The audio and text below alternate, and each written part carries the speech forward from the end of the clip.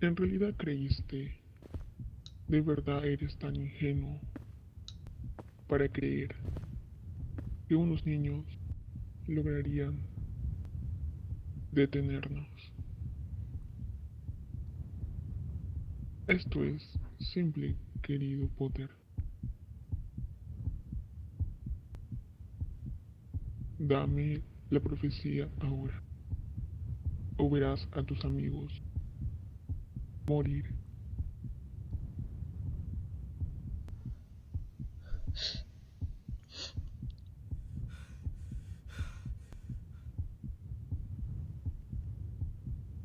No se la des, Harry.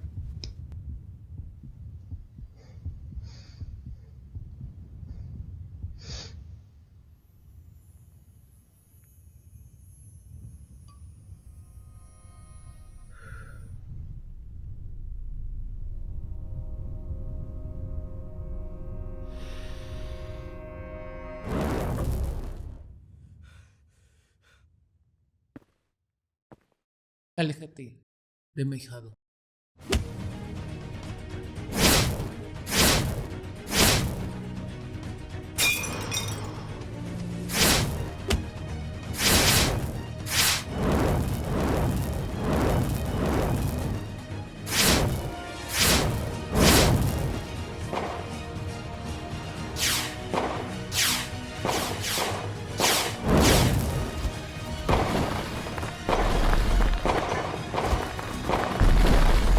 Escúchame, quiero que ustedes salgan de aquí. ¿Qué? No, yo me quedaré contigo. Harry, lo has hecho muy bien. Pero yo me encargaré ahora. Black.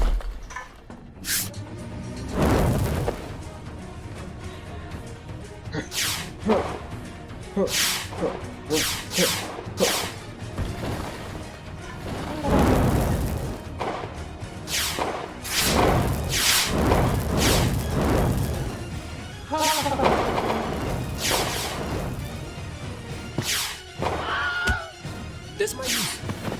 Expelliarmus. Así se hace, James.